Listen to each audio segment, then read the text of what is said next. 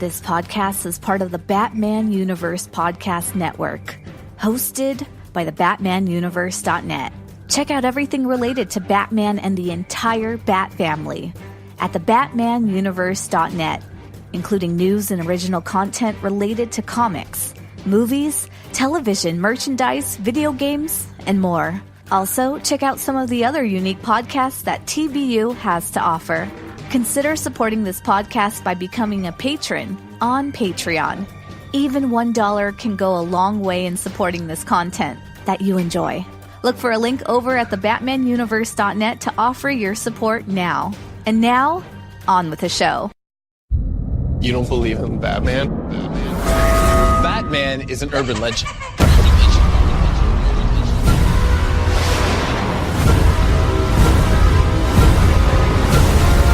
That's not Batman. No, it is not.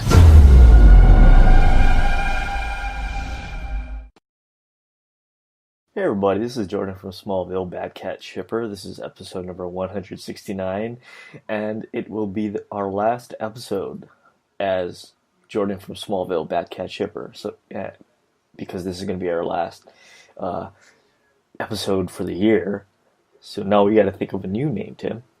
I know that's the hardest part, but Jordan from Smallville Batcat Shipper served us well in 2018. So sometimes it was a little bit of a mouthful to say at the very beginning, but yeah. And where we're at now in December, it's just rolling off the tongue. Now it'll feel weird not to say it when we get to 2019. But Yeah, I'm thinking we should go short on this one, Tim. Like just show, show. Show. Hey everybody, this is show. The show, right? That's actually not too bad. That's definitely going in the hat. The names to choose from. But anyway, Tim. Yes. So I did something that I've been wanting to do for a very, very long time. And what's that? I watched Rogue One and then A New Hope. Back to back? Back to back. Nice. It works together Doesn't really well. Really, really well. Better than I thought it would. I always, because I did the same thing last year for the first time, and I always knew it would probably work really well together, but when you actually do it, you just don't realize just how pretty much seamless it is, I think. Of course, you got the quality of film as far as the visual of it, one being made in 2016, the other in 1977, so obviously you can tell a little difference there, but it's really even not that noticeable. It just flows into it so seamlessly. So I loved it, and that's such a great Star Wars viewing experience. So I'm really glad you got a chance to do that. Yeah. Another thing too I noticed is, or I didn't notice because I'm going to ask you, was in Rogue One, what part is Porkins in? He wasn't really shown in it. He wasn't shown in it? I thought he was. No, I'm trying to think if because I know he wasn't shown in it, but did they call out Red 6 at all? I don't think they did. Because, there's Red 5. Yeah. So Red 5 who got killed, so Luke could take Red 5 in Rogue One. And, of course, there's Red Leader and Gold Leader. Those are the only two that were, some old footage they found that they reused for Rogue One. No Porkins then? No, unfortunately not. He should have been there, though, because he is. Unless, because it's pretty... it takes place right after Rogue One, so it had to be pretty quickly for Porkins to join, Red Squadron and then flying in the Death Star. Maybe that happened, but I don't know. No, and he was part of the squadron already, because I was doing a little bit of reading on Porkins, and apparently he's like this really great pilot. I guess that's debatable. Yeah, that didn't come through in Rogue One or A New Hope, and he was short-lived, his time on screen. I think, of course, all this is, who knows if it's part of the main canon now, because I don't think Porkins has shown up pretty much in any of the new canon comics or novels to add to his backstory. But I remember back in the old EU stuff, there was some stories where him and Biggs were friends, I believe. Yeah. Like Biggs was joining up with him to join the rebellion at first. Yeah. Also, I think they can bring him back in the new trilogy. I think. No, just hear me out, Tim. Oh, I gotta hear this. Okay. So he ejected, and he survived. he actually listened to Biggs. He Yeah. told him to eject. He Even though listened, he survived, Tim. I don't know, even though ejecting, where's he gonna go after? Like, is it a pod or something that's just gonna land on the Death Star and get shot down by Yeah, the yeah. turbo lasers? Well, it's kind of like how our fighter jets currently do it, right? It's just you pull the thing, and your seat pops out, right? Mm. But it makes a bubble around the chair. There's actually a Clone Wars episode that shows Anakin, Obi-Wan, and Ahsoka ejecting from their ships, and they get like encased in like this balloon bubble where they just bounce onto the surface of the planet after they eject. Yeah. But when you're in space, it makes things a lot more difficult than when you're on a planet to eject. Well, maybe he ejected in such a way where it went to one of the Rebels ships. If he was going to go into another X-Wing, I don't see how he could fit in there, though. That's true. But the Porkin conspiracies and theories begin for episode 9. Yeah, so who cares about Lando coming back and Mark Hamill and no way. It's Porkins. Don't need them. Just need Porkins to show us how good of a pilot he is. And I know the actor passed away, William Hootkins, who, by the way, has a great IMDb photo. Really? If you ever look it up. And of course, his other great role is Lieutenant Eckhart in Batman. Oh, right. He was in Batman. I forgot. Wasn't he in one of the Indiana Jones, too? Yeah, he was in Raiders. He was in Yeah. Well, he got around, Tim. He was in 3 big movies. Yeah, and that's pretty good. He did pass away, so you can just do the Tarkin to him. Yeah, CG Porkins. That'll look interesting. I wonder how good that will look. Hey, the technology gets better and better every year, so it should look better than what Tarkin did. But anyway. See, now you ruined episode 9 for me, Dane. It's not going to happen. We're not going to see Porkins, and the movie's not going to be as good because of it. So, thanks a lot. Just make sure that if Porkins doesn't show up in episode 9, make sure to endlessly talk about it on Twitter. How much you did not like the movie. But anyway, yes, if you're in any way interested in Star Wars, definitely watch Rogue One and then watch A New Hope, because it's so weird how good they work together. It's you will not be disappointed. you won't be disappointed. But speaking of not being disappointed, Tim, let us get to our Dark Knight Rises minute-by-minute commentary. We're going from minute 117, or hour and 17 minutes, to an hour and 18 minutes. So grab your... Oh, it's been a while, Tim. It's been a while since you had to name all the relevant media formats. Grab your VHS tape. Probably on 2 tapes, right? You'd think Dark Knight Rises will be on 2 tapes? Yeah, 2 hours and 45 minutes, almost 3 hours. Yeah, you might be right. Yeah, because weren't the Star Wars movies on 2? No. They were only on 1. I think Titanic was. I remember when my mom got that, it was like 2 tapes. Dances with Wolves was another one. I remember my parents getting, that was like 2 tapes. In this day and age, it's like, looking back, it's so inconvenient. Yeah. Don't forget to rewind the first tape until you put tape 2 in.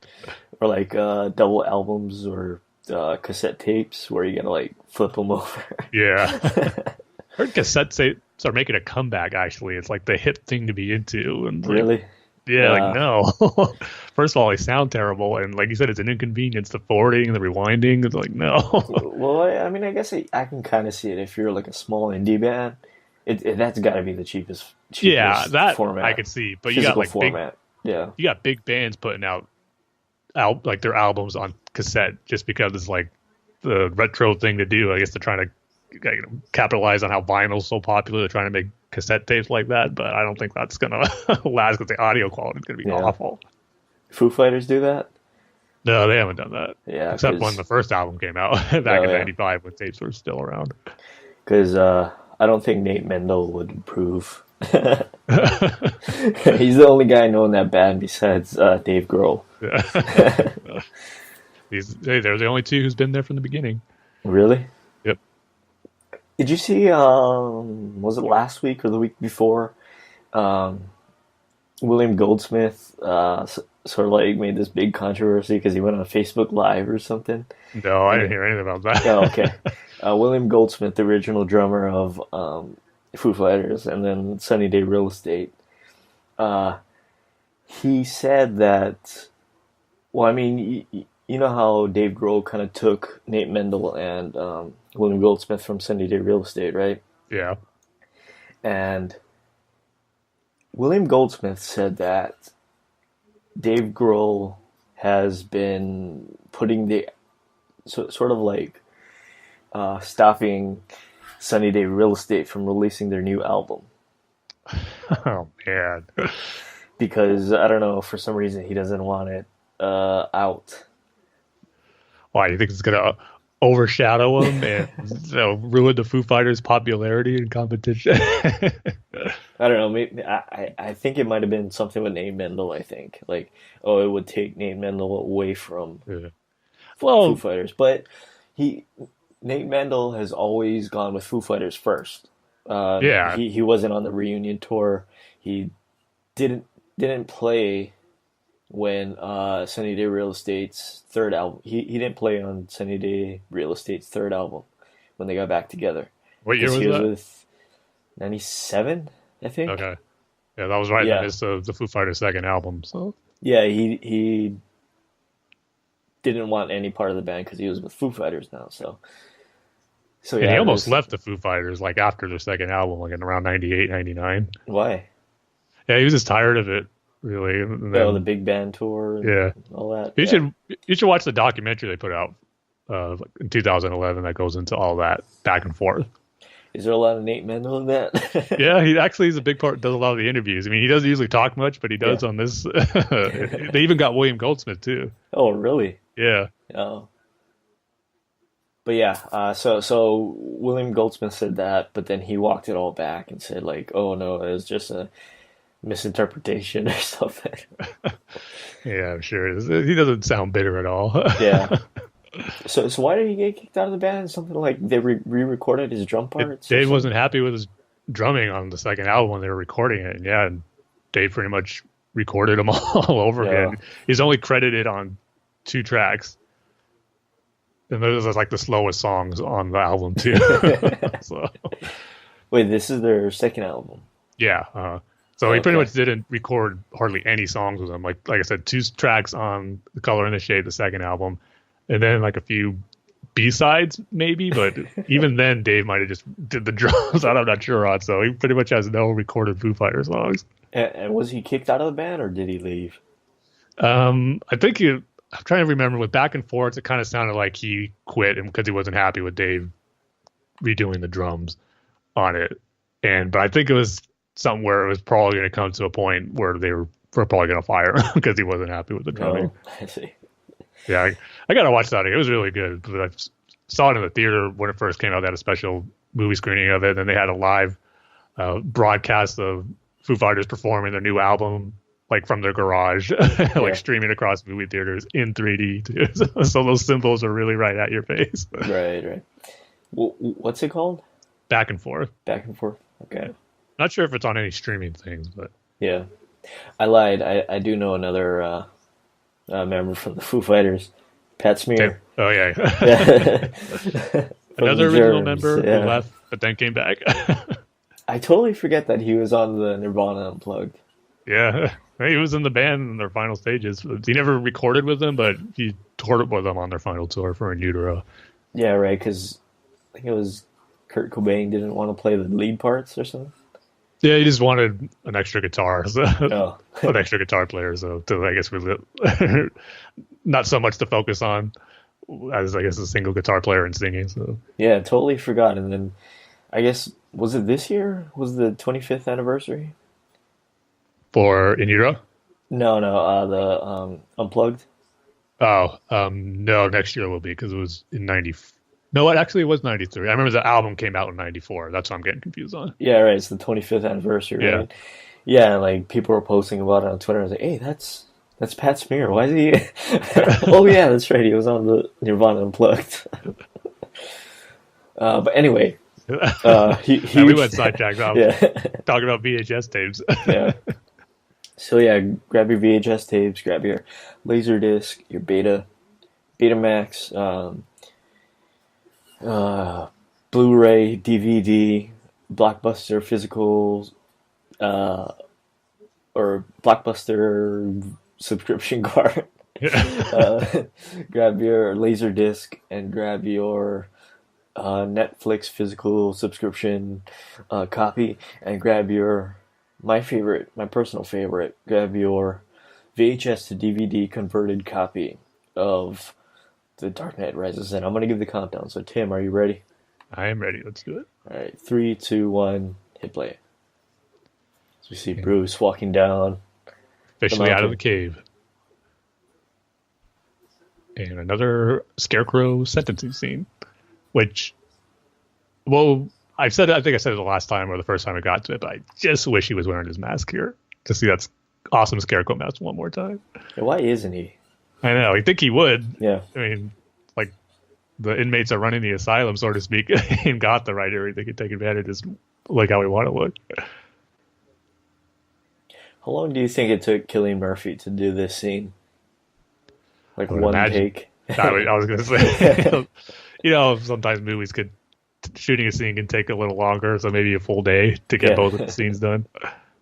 This was spoiled to me before I saw it, which I was always disappointed by. It would have been awesome just to see, going into the movie and see, oh, cool, Scarecrow's been all three of them. Oh, the fact that Scarecrow's actually in the movie. Yeah. And that's it for Jonathan Crane and this film. Yep, because, he was only shooting for one day, I think. It'd be weird if it took him like 3 weeks to do that. He had trouble with the gavel. Yeah. He couldn't slam it right. So yeah, that's our Dark Knight Rises minute by minute commentary, and now we can get into our featured topic for this episode. And Tim, why don't you tell everybody what that is? Yeah, so before I say what the featured topic is, just to give everyone a heads up to make sure you stay for the last bit of this episode when we're done, because as of we're recording this episode Saturday, December 15th, I will be heading to an early screening of Aquaman tonight. So I'll be going to one of those Amazon Prime early screenings. So pretty much when I'm done with the podcast, going to get something to eat, then probably go head out to see Aquaman. So and I'm going to make sure, since this is our last episode of the year, want to give a little bit of my thoughts on it. So I'll be recording my spoiler-free thoughts for it later on after I see it, and I'll post that at the end of our regular episode. So just throwing that out there to make sure to stay tuned for the end of the episode for that. But before you hear me on Aquaman, we're going to be talking about the Elseworlds DC TV crossover that just aired. It's, another year, another crossover for the CW DC shows. And this one I was really excited about, because last year they did that Crisis on Earth X, where they were on another Earth and pretty much Oliver, Supergirl, they were Nazis, like the Nazi regime took over that Earth. And so then our normal heroes had to fight them. It was across 4 episodes with Legends of Tomorrow, Flash, Supergirl, and Arrow. And that one was really disappointing. There was some cool moments in it, but I think it was a little too big for them to do on a TV budget. And you could kind of tell by the final episode. I give them props for being ambitious and trying to do something big, but I didn't think it quite worked on TV. There was way too many characters to shuffle around and making sure everyone got their due. And then there's a lot of main characters across those 4 shows. I mean, it was kind of hard to focus on, you have to pick and choose which ones you really want to focus on. And there was some stuff in there that they didn't need to focus on, which was disappointing. So, but for this one, the Elseworlds crossover, I was really excited about it because they were scaling it back a bit. Legends of Tomorrow wasn't going to be part of the crossover. It's going to be Arrow, Flash, and Supergirl, and just really focus on Oliver, Barry, and Kara. And I couldn't wait for that. But what took the excitement for this crossover up another level was that it was announced that we're going to be going to Gotham and Batwoman's going to be making her live action debut. And then also later on, it was revealed that Superman would be back because he's been in some episodes, and Supergirl back in season 2. But he hasn't. Now I'm trying to think. He wasn't in season 3 of Supergirl at all. So he's been kind of missing for a while. So Superman was coming back, which is awesome. And then they're going to be introducing Lois Lane. So there is just a lot of stuff to be excited about in this crossover. So, but at the same time, these crossovers have been hit and miss. So I wanted to keep my expectations in check. So, but I got to say, after seeing all 3 episodes, I pretty much thought this was a great crossover. Definitely their best one yet. Everything that I was excited for, I felt delivered. And the fact that they scaled it back a bit, only having 3 shows be a part of it and only be 3 episodes, I think was definitely a benefit. Things didn't get too lost or too crazy and out there, where things got too big or too many characters to shuffle. There was a little bit of that in the final episode of Supergirl, but not to a point where it took away from the crossover as a whole. So I really, really enjoyed it. And before we get into the specifics, going to throw out spoiler warning there in case anyone hasn't seen it yet. I'm going to be talking about specific stuff that happens because there's a lot of cool Easter eggs and big things teased for what's going to be coming next year. So before we get to the big one, which is the second episode, which is the Arrow episode that features Gotham and the live action debut of Batman, I'm just going to talk about the first episode of The Flash that kicked off this whole thing, where the basic concept of it is that the Monitor, from Crisis on Infinite Earths fame, he made his appearance in the CW universe as well, and he's bringing this Arkham doctor, John Deegan. He gives him this book that's able to lets him reshape reality any way he sees fit. And the episode actually kicks off, which was a cool little, not necessarily an Easter egg, but a cool surprise to get, was that it begins with, remember the 1990 Flash series with John Wesley Shipp? He was actually back in his original Flash costume from that series, and we were back on his Earth. And it starts off with his universe, or his Earth, being destroyed. He wasn't able to stop the Monitor and doing what he was doing, and we just see him running across before his whole world gets destroyed. So that's where that begins. But then back on Earth 1, the main Earth, we see Oliver wake up in Barry's bed, and he's with Iris, living all Barry's life.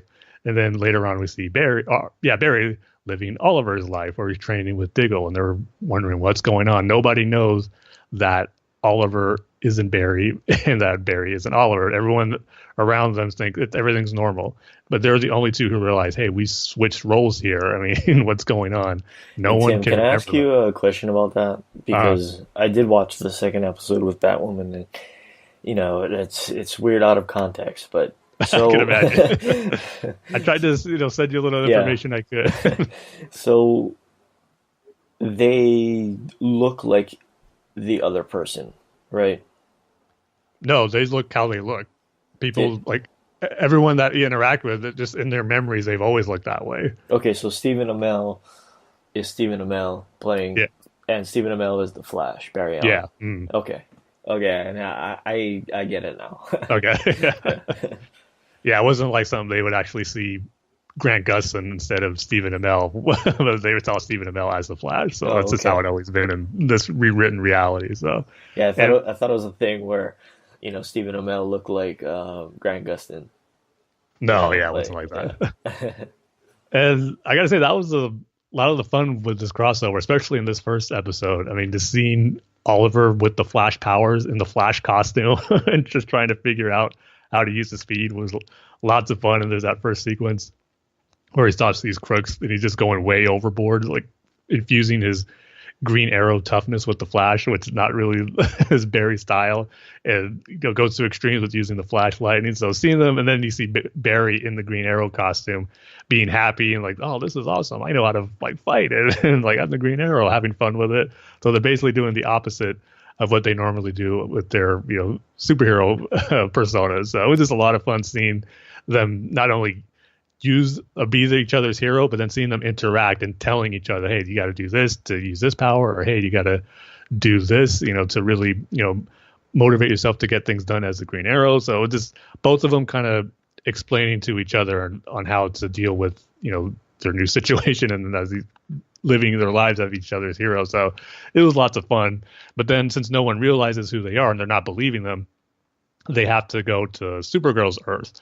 And then since she's in another Earth, their minds are not affected. So she's, realizes, okay, Barry's still Barry and Oliver's still Oliver. And when they meet up with her, she was at the Kent farm with Clark and Lois, which was great. And hopefully Jordan saw these, because I know this probably has to be his favorite part. As soon as they go to Supergirl's Earth, they head to Smallville, they play the Smallville opening theme song. That song, Somebody Save Me.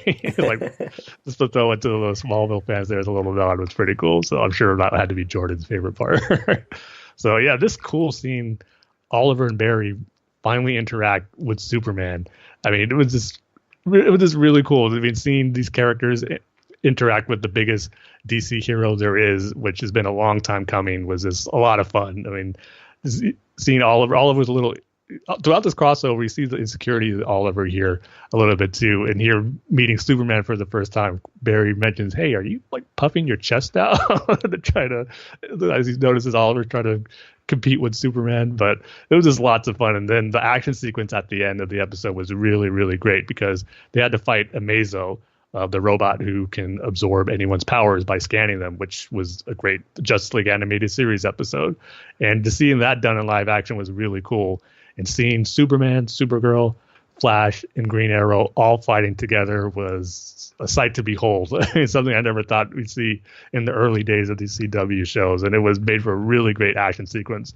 Everyone had their moments. Superman, Supergirl, Oliver as the Flash, and even Barry as the Green Arrow to take down Amazo. It was one of the better action sequences they've had in a long time on the CW show. So the first part, it got Elseworlds off to a great start, and then it just made the anticipation for the next one even more so, because we're bringing in Gotham, the Batman mythos, and Batwoman into the mix. So I couldn't wait for that one. So before I give my thoughts on it, I got to hear what you think, Dane, because you're the resident Batwoman fan here. This is her live action debut. But in context of what happened in the previous episode aside, not seeing it, I couldn't wait to hear what you thought of the portrayal of Batwoman. So lay it on me. Let's hear it. What do you think of Batwoman in the part 2 of the Elseworlds crossover? I thought she was really good. I thought Ruby Rose was really good, especially as Kate Kane. The little that we saw of both of them, and I don't really get because you were telling me people didn't really like it, and I couldn't pick it out why people didn't like it. I mean, that's Kate Kane for you. I mean, that's how she is in the comics, and that's how Batwoman is in the comics. I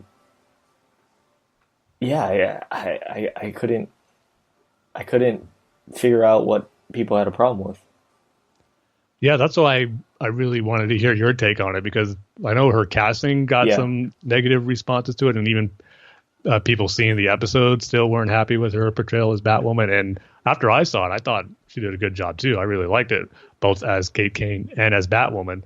So I was thinking, man, am I missing something? Is it because I'm not like as much of a Batwoman fan as I know you are and others are, but if you liked it, I mean, you saw probably the same thing I did, so that makes me feel better about it. Yeah. So why were people why didn't people like it? I think it might have to be something done more with Ruby Rose as a person, maybe, than why like stuff she's done. I don't know the whole story, but at the same time, I heard some criticism on her acting ability too. But I got to say, she sounded fine to me. The only thing I thought was maybe a little overacting as she's walking down to the cave to her Batwoman costume. Just that like stern, mean face she had maybe was a little much. Other than that, I thought she was fine. So yeah, I don't know. Yeah, and surprisingly, I think the Batwoman suit looks better moving around in live action. How they light it, how they shoot it and stuff, than it did it in that promo picture we got. I thought it looked really, really good. Yeah, I thought it looked great. Like I said, even better in motion. Yeah. I don't really know what's going on with Ruby Rose or her personal life, but I thought she played Kate Kane really good. I thought she played Batwoman really good. A bit understated, which is what I like. You sort of have like Oliver, and he's dark and he's gritty and stuff, and then you have Barry, and he's sort of bright and he's bubbly, and he has to make jokes and stuff, and then you have Supergirl, and she's kind of the same as Barry, and then you have Batwoman, and she's sort of like, you don't know what to make of her quite yet, but you get a good indication of who she is. It's not the Batman, it's not the Oliver, right? She's not going for that dark, gritty, my voice is deep sort of thing, which is great. And yeah, I loved it. I liked it. Well, yeah, to me, just after coming off the great run by James Tinney in Detective Comics, which Batwoman was a big, played a big part in, it just felt like I was watching that character on the screen in this episode. And my only, I guess, complaint about it was that maybe I was a little disappointed of how small her role is, because as much as it was being built up and, it's kind of be like a backdoor pilot for her series coming up, I felt her role as Batwoman, like in particular in the Batwoman costume, wasn't a whole lot. I mean, she was in a good amount as Kate Kane and Batwoman at the end, but just as Batwoman, I thought she only had like a few quick scenes. She had a great entrance when she slammed on that truck through the Batarang at the Arkham inmate. That was all cool. And then her knocking out Barry and Oliver as they were fighting each other. That was pretty much it. And then her conversation with Supergirl. So I was kind of expecting a little more, but I guess it's just one of those things, take what you get and know that you're going to expect more later on in her own series, which hopefully if it's anything like that, it should be pretty good. So yeah. I was really happy with it. Yeah, I thought the role was going to be a little bit bigger in this crossover thing.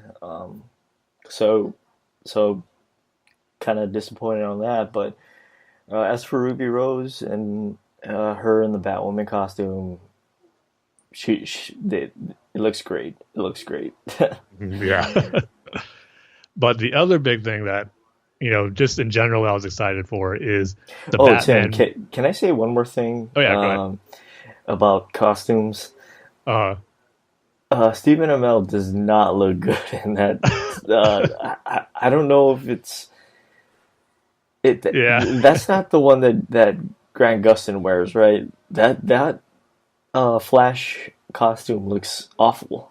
Well, that is Barry's costume for this season. He gets a new costume each year, so that is the costume he wears for this season. I mean, I know it's more towards the comics, but you know what?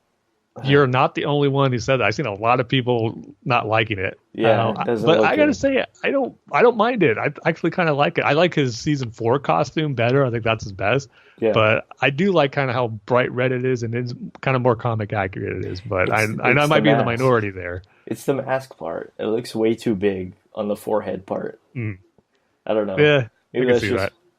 Maybe that's just me, but no, it's definitely not. It's definitely not. I've seen a lot of people complain about this year's costume. That I'll be surprised if he's wearing this version of his suit again in season 6. I don't think so. Well, it looks fake. I mean that's the problem with it, because you look at Arrows, right, and that's just pretty much just a leather jacket and a hood, right? Mm-hmm. Yeah. And then you look at the older Flash costumes, and they look more practical. They look like they're real. And then you look at even Supergirl's one, and it looks like a real thing. But then you look at this, and it looks like Play-Doh.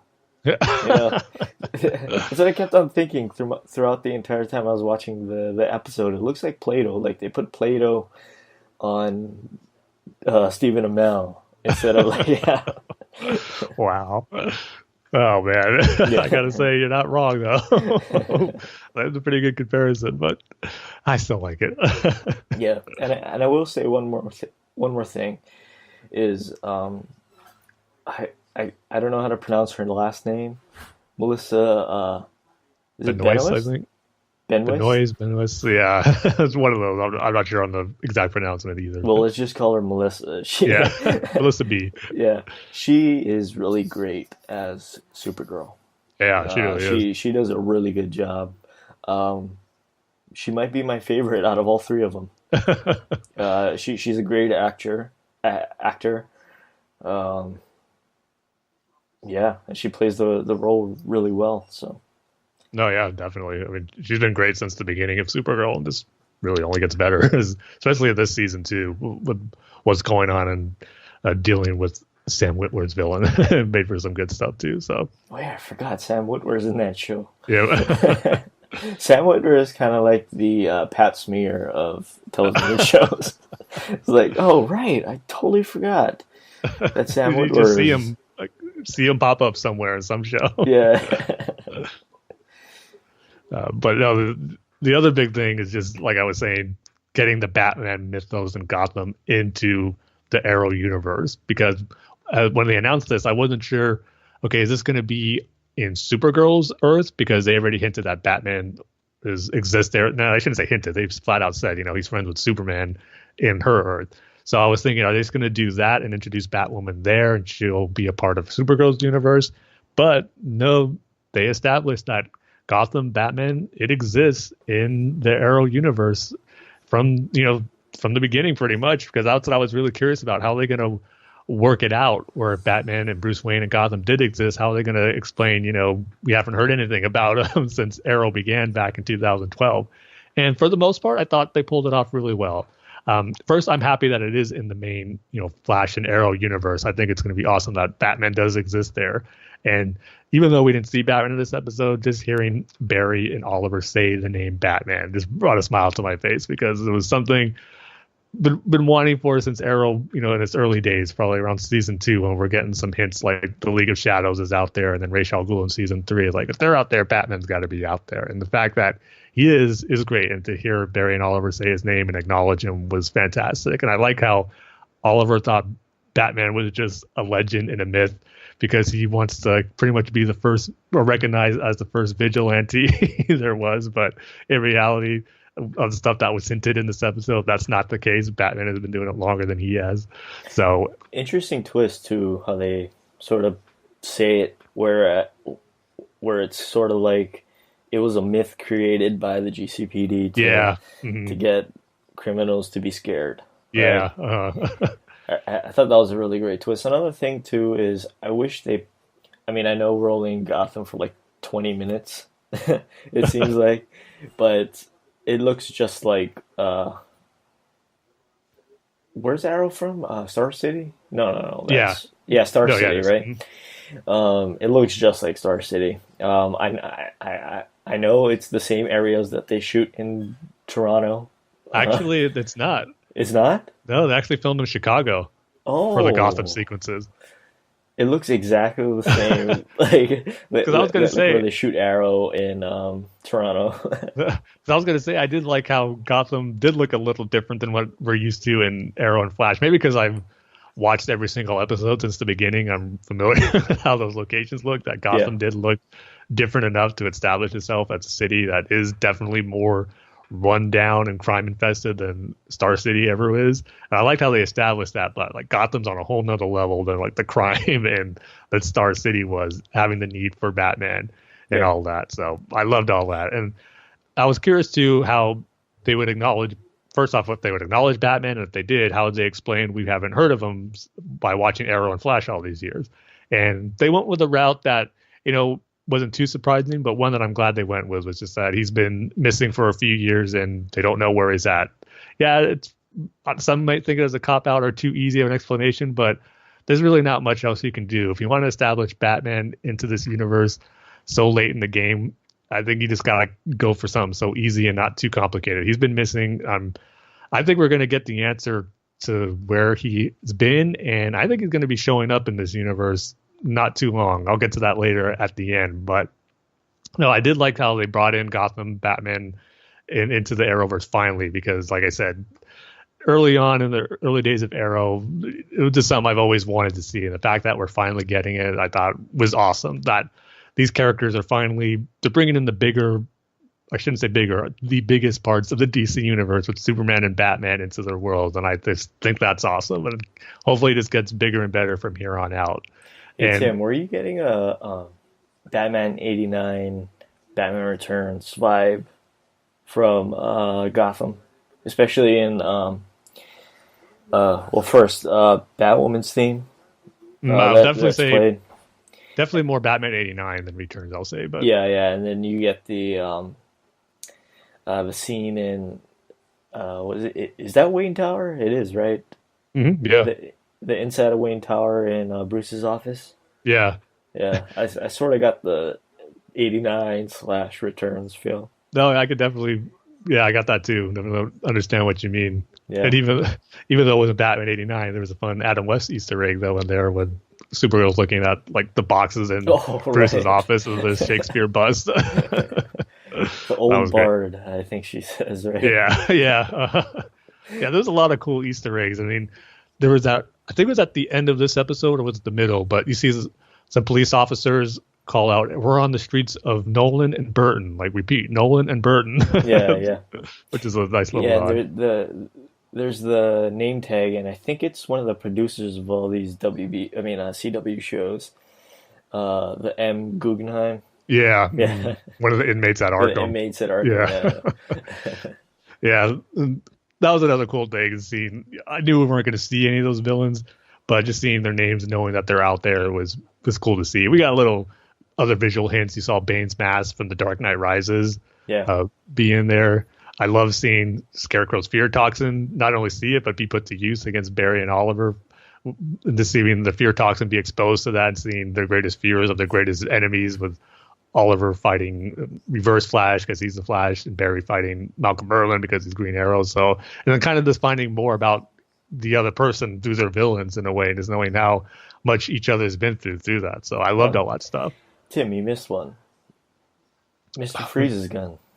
That's right, and Mr. Freeze's wife Nora was right, played by Stephen Amell's wife. Really? Yeah. That's weird.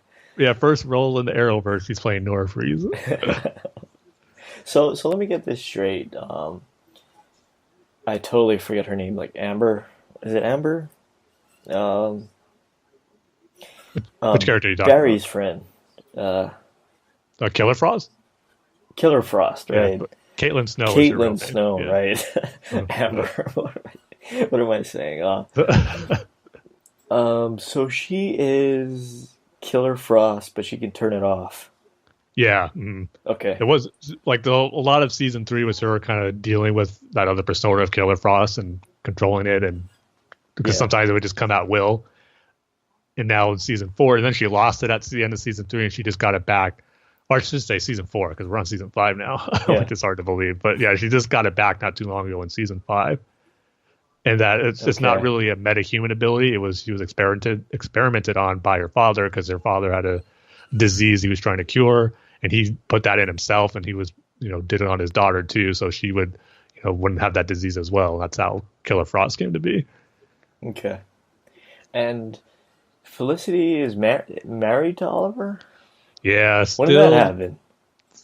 Another one of the worst parts about last year's crossover, because last year's crossover was all centered around Barry and Iris getting married, and they had a big wedding, but then the invasion happened with the other Earth. But then at the end, Barry and Iris wanted to, still finish off their marriage. That was a good way to cap off the episode. But then Felicity butts in, "Hey, Oliver, let's get married too, right with them." And I was like, really? Like butting in on their big moment? That's still the weakest part of anything. The Arrow, this crossovers, the Felicity-Oliver relationship continues to bog things down. Hated it from the beginning, and it's only gotten worse. I didn't really know what was going on, because... You're better off not knowing. Yeah, because I thought they were just dating. I thought they were just in a relationship. I didn't think they were married. And then they throw all this stuff at you, like, oh, I am mad at you. And then Barry was telling Oliver, like, oh, you shouldn't wait to apologize or something. Yeah. What? Why are they mad at each other again? Oliver's been in jail most of the season. He's been in prison. Yeah. And Felicity's going down the more darker path, wanting to protect herself from the villain from last year who's put Oliver in jail and still threatening them. She got a gun, was threatened to kill him, almost killed the main villain, and Oliver's seeing this new side of Felicity that's not sitting well with him. Okay, Tim. Okay, that's good. Good for me. See? I told you. Why can't she just be a character by herself? I know. Ever since the beginning, their relationship felt so forced and just Yeah. fan servicing on the worst level. And it's like, and then they broke up in season 5. Season 5 was great, but then they got back together. It's like, no, we got a good thing going. So yeah, that's still probably the weakest part of this crossover. That one little one. It was the short. Thankfully, it wasn't the crux of the episode, but just that little moment with Felicity and Oliver again. It's like, nah, you're so close to being perfect this episode. Well, I was confused, Tim. Yeah. Well, I'm not sure I could say glad to clear it up for you because, like I said, you're better off not knowing. Yeah. Okay, so she got a gun and she tried to kill the main villain. Okay. Yeah. Okay, maybe she should just be written as her own character, a smart character, and she does her own thing instead of trying to like force her into this sort of Arrow thing, you know?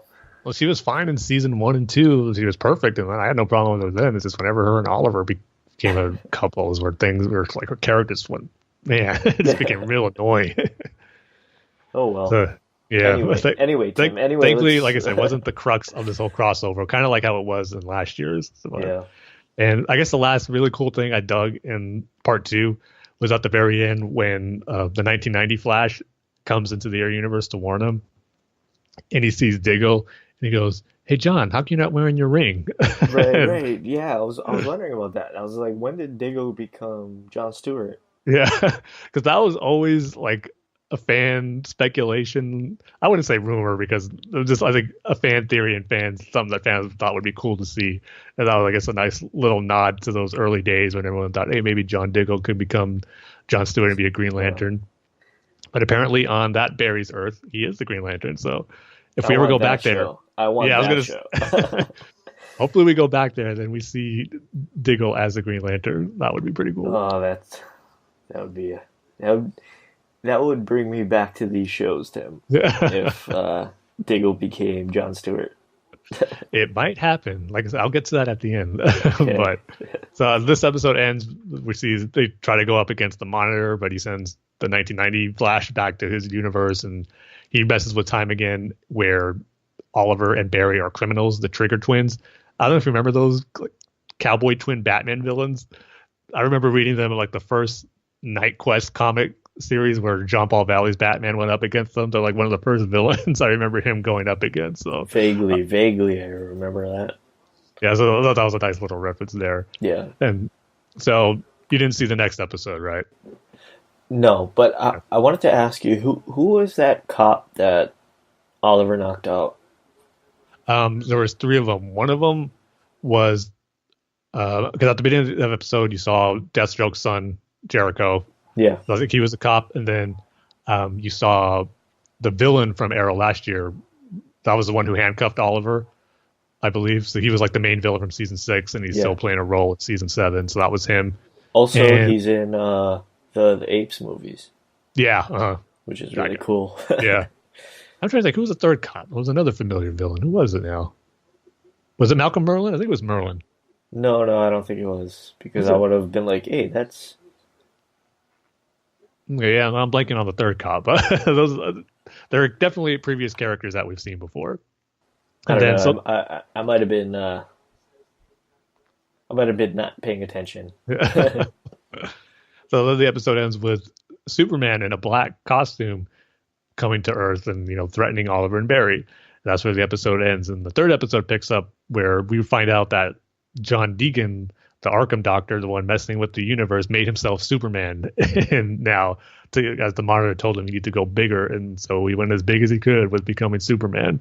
And so this episode was the weaker of the 3, in my opinion, but it was still had some great moments and a satisfying conclusion to it all, I thought, where it didn't ruin the crossover. But some things that I thought kind of held it back was, Superman, again, comes back in the mix in this episode to take down Deegan as Superman. And it kind of, as cool as it was to see the Superman fight, you could tell the budget maybe kind of ran out a little bit in this episode. The effects weren't really that great of seeing Superman fight an evil Superman. You could really see a lot of the green or blue screen effects going on there. Kind of worse than usual.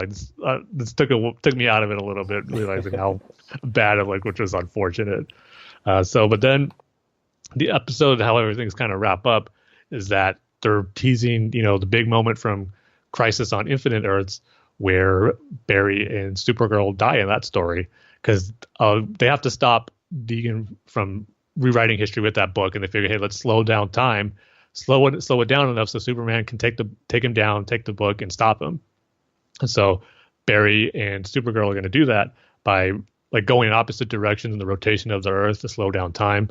They realize if Superman tells them, hey, if you do that, you guys are going to die. And of course, being heroes that they are, they're going to make the ultimate sacrifice. And then we even got glimpses of the future that seeing them like burn up as they're running Barry's running at super speed and Kara's flying at super speed. You see him burning up and just bursting into flames pretty much. And so to stop that from happening, Oliver wants to try to change their fate, and he goes to meet with the Monitor, and we see him confront the Monitor. And this is revealed to be like all a test. The Monitor is doing this on each Earth as a test to see which heroes have what it takes to stand up against, a threat like this, because an even bigger threat, he says, is coming, and he needs to find the best of the best. And of course, we know that's probably going to be the Anti-Monitor. And so he sees potential in this Earth, but at the same time saying there's still much you guys got to do. And so Oliver goes to confront him and to see if there's anything that can be done to save Barry and Kara. And he pretty much makes a deal with him, but we don't see what that deal is. That's definitely something that's probably going to come back down the line in the future. So pretty much, to make a long story short, they're successful, of course. Their plan works.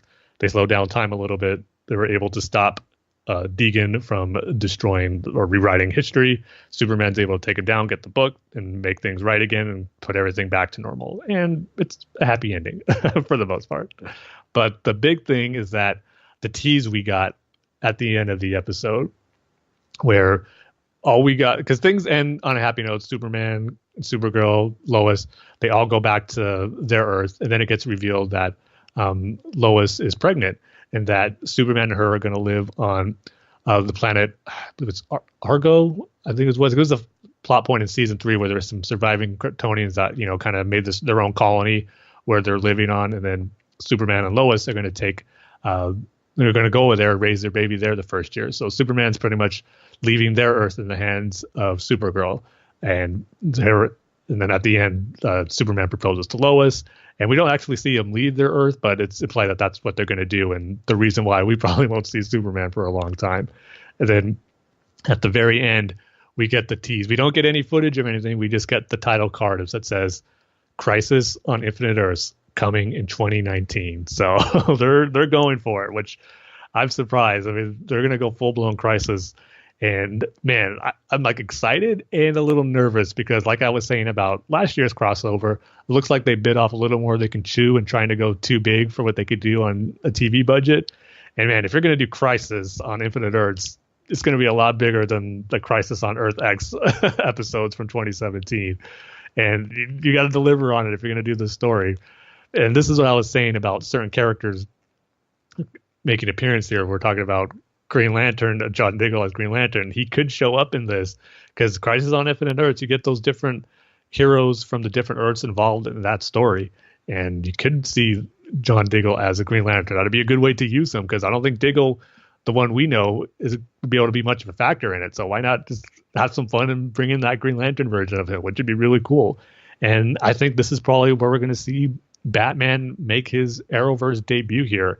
Maybe this is a reason why Batman has been missing. He's involved with the Monitor. The Monitor chose him early on or something. I think he's going to play a big factor in that. So all that stuff is exciting. And I also think it can mark some big changes for the Arrowverse and the CW shows. I think for one thing that's probably going to happen, just like in the comics, it's probably going to encompass all the different Earths into one. So Supergirl can finally be part of the Flash and Arrow's Earth instead of jumping through, wormholes and going to different Earths. They could all just be in the same Earth now. I think that would make things a lot easier. I'll be shocked actually if that doesn't happen. But I think it could mark some big changes or maybe even endings for some of these series. I mean, I could totally see Arrow season 8 being its final season and going back to that deal I was talking about with Oliver making with the Monitor to save Barry and Kara. Maybe it's something where it's going to cost him his life during the Crisis, and that's going to be the end of Arrow. The series will end like that, or Oliver will be dead and maybe the series will continue on with someone else. I don't know, but big changes are going to come in for Arrow, I think, next year. We're going to look back at this crossover as the beginning of, planting the seeds for whatever's going to happen to Oliver in this crossover of Elseworlds. So, yeah, and then the big things that they hinted at it with this, like I was talking about with Supergirl and Barry, they die in Crisis on Infinite Earths. Are they going to really be faithful to those big moments in that storyline and actually do that for Barry and Supergirl? No way. No way. Because if you think about it, Flash would be on season 6. That's a pretty good run. There's other speedsters, in the Flash family that could take up the mantle. But they actually have another Flash for the series for a little bit. I don't think that would be the biggest surprise to me. And then with Supergirl, well, that would be its 5th season. Will that continue on, or will they kind of switch it over to a Superman and Lois TV show, which there's been some rumblings about lately?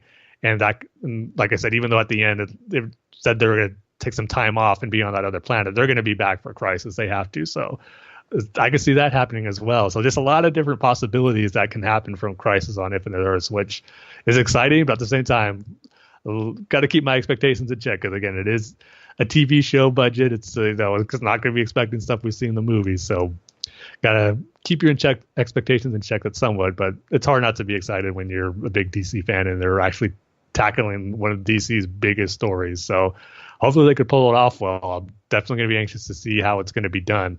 And I get the feeling too, it's not going to just be, a 3-episode or 4-episode crossover like this. I can see some as big as Crisis on Infinite Earths being, a season long or like a half a season long arc. Like maybe the first half of all these series has to deal with Crisis on Infinite Earths. Then in the second half, they'll deal with the aftermath of that and probably new status quos for a lot of things. So yeah, it's going to be exciting. But just going back to these 3 Elseworlds episodes, I thought they were great. Lots of fun. Loved how they brought in the Batman mythos. Batwoman was handled well. And just seeing Barry, Oliver, and Supergirl interact with Superman was great. And, mentioning Batman, having all the Gotham Batman mythos be part of the universe now was great to see. So I loved it. I thought it was the best crossover yet. So if I had to rate it, I'd give it a 4 out of 5. I thought they did a really great job with it. Yeah, I'm looking at all this, why people didn't like Ruby Rose. Okay. Yeah. What'd you find? Apparently she doesn't, it's mostly her acting ability and the fact that she plays a lesbian character, and she doesn't really identify with that. I thought she was, though. Yeah, she said she's gender fluid. Okay. So I guess that doesn't really translate with that sort of community, right? So okay. It's that and the fact that they don't think she's a good actress. But but whatever. As somebody that, can't really criticize an actor, and somebody that's not part of the, lesbian community, I guess, I thought she did a really great job. And if this is going to be the pilot or the precursor to the pilot, and she's going to get her own show, I'm totally happy with that. I have zero problem with that. And hey, you can always get better as an actress or an actor too. So yeah. I mean, this is just the first step, and it's getting her a new series, so she can always get better at it too for those who aren't happy with it. But like you, I thought she was fine in this one appearance here, so I'm looking forward to see what she does with the role once the series comes out. I'd probably give it a 4 out of 5 too. I really like the humor when they're in Gotham. Yeah, me too. Yeah. But sometimes their humor can be eye roll inducing, but it wasn't in these episodes, which is what I love. So, but yeah, that's it for our featured topic. And now we can move on to our news and discussion topics. The first one is that actor Chris Messina. Not Mike Mussina, Tim. That's the first thing I thought of when I saw him last night. Like, oh, it almost looks like Mussina. Still not in the Hall of Fame for some reason. He will be. He might get in this year, but if not, definitely next year. Because he's at like 60. It's over 65. It's like between 65 and 70. Oh, yeah. Yeah, he's going to get it in there. Yeah. So actor Chris Messina, not Chris Sale, Tim. I don't care about Chris Sale. he is cast as Zsasz on the Birds of Prey film slash. What was the title? You gotta say the whole name. Go on. Birds of Prey or the Emancipation of Harley Quinn. Right? Yeah, I think it's longer than that, but yeah, that's the big portion. See, even in the Hollywood Reporter article, they don't call it the title. It just says Birds of Prey. No, but yeah, 'cause it'll be cool to see Zsasz again. It's funny, a villain like Zsasz this is going to be the third actor who's played him. He's been in 3 live action, first in Batman Begins. He's been in Gotham. But both of those versions, he's bald. And, there's been versions like Arkham games, he was bald, and there's comic stories, he's bald. But the Zsasz I always know and remember is from how he was in Nightfall, where he had the blonde hair. So hopefully this one will go with that look, where he has full-blown blonde hair, more of the scars shown too, because it was kind of hard to make out the scars in Batman Begins. They were there, but they need to be, standing out a little more, I think. But it'll be cool to see having him, and then with Black Mask as the villain. So yeah, just another thing to look forward to. And Birds of Prey, and actually at the bottom of the article it says the full title: Birds of Prey, yeah, and the Fantabulous Emancipation of one Harley Quinn. So I guess that's great. That's such a great title. It doesn't stick with you, but it's a great title. Certain words stick with you, but not the whole thing. And our second piece of news, Tim. The big one. I have been waiting for this for my entire life. Never mind the Batman movie, never mind the Green Lantern movie, or the Flash movie, or the Justice League movie, or the Batman vs. Superman movie. Because we are getting a Plastic Man movie, Tim. Finally. It's happening, Dane. It's happening. It's dreams do come true. Finally happening. I don't know who Amanda Idoko is, but I love her. Because she is the screenwriter. She's going to be the screenwriter for Plastic Man. Can you believe it, Dane? No, Can you believe it? Since the early days of our episodes, you've been talking about this. Finally, my dreams are coming true, Tim. To see a man stretch his arms around and his legs and his body on screen. And with one of the greatest costumes in comics, too. I mean, you see the picture with his red tights and his sunglasses. How awesome is it going to be seeing that in the big screen? Short tights, Tim. Yeah. With sunglasses. It's going to be awesome. I mean, they're saying it's going to be, a comedy superhero movie, which is, of course, the route you have to go with Plastic Man. Well, I think they said you can't make him like Batman. You can't do the Batman formula because it didn't work for Superman. So, of course, it's going to be a comedy. I mean, how else can you make a Plastic Man movie? I know. As like a serious, deep drama, I'm sure there'll be moments though where he pokes fun maybe at the dark and serious size of the DC universe with Batman. Maybe he'll make himself look like Batman for a moment and do his deep voice and his Batman. So I could see Plastic Man totally doing that. Yeah, so definitely excited for this one. Never mind Aquaman. I know you're gonna go see the movie, Tim, but never mind that movie. I know. Now all I'm going to be thinking is about Plastic Man while I'm sitting there at the theater watching Aquaman. It's like, oh, this is awesome. But, man, it's not going to hold a candle to when Plastic Man comes out. Exactly. And surprisingly, Aquaman getting good reviews. Yeah. I think it's at a 75 on Rotten Tomatoes. Yeah, that's the last I checked it was. Yeah. So, I don't know. Yeah, I'm looking forward to it. Gotta wait for the Tim review. Yeah. But yeah, that's it for our news and discussion, and now we can move on to Jordan's email, a conversation with Alex / listener feedback. And Tim, do you want to read it? Yep. Got Jordan's email up right here. It says, "Hey, my Bat Brothers. I loved your discussion about favorite video game soundtracks. My top 5 are, number 5, Teen Titans. It's the one classic style score on my list. I love how it includes a version of the Bat-tastic theme from the TV show, and I really feel the score fits the game. Number 4, Batman Arkham City. There are a ton of really exciting and emotional tracks on the score. Number 3, Batman The Enemy Within. They changed the main theme for this game, but it's still a Bat-tastic and worthy successor to their first game. Number 2, Batman Arkham Origins. Bringing in Christopher Drake for the score, who has done so much bat-tastic work on many of the DCU AOM films, was a bat-tastic decision. And I love his incorporation of Christmas music like Carol of the Bells into the score, which really enhances the Christmas atmosphere of the game that I love so much. The number one, Batman the Telltale series.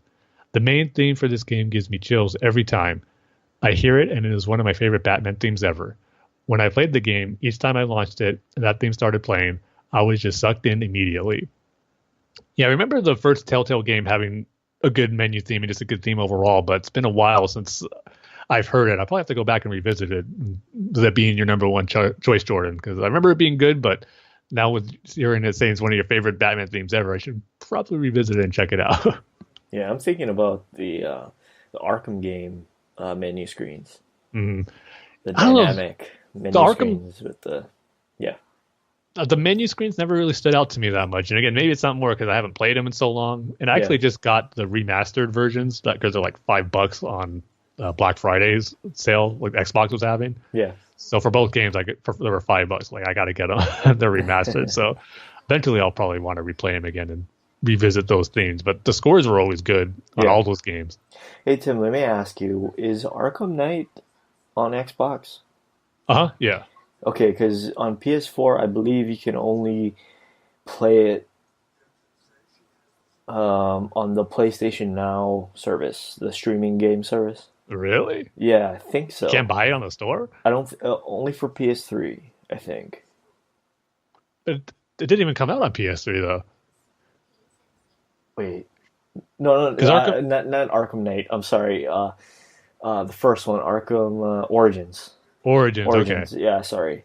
That I'm not sure on. I'm not sure if that's backwards compatible on the Xbox. I never actually looked for it. Yeah. Oh, because that's still a game you got to beat, Dana. Yeah, I know. I wanted to, and I was looking for it, but I think you can only get it on the PlayStation Now, which is unfortunate because you might be able to download it through that. If you have an Xbox One, you might be able to download it through their backwards compatibility catalog they have up there. So, I don't know. It's Xbox.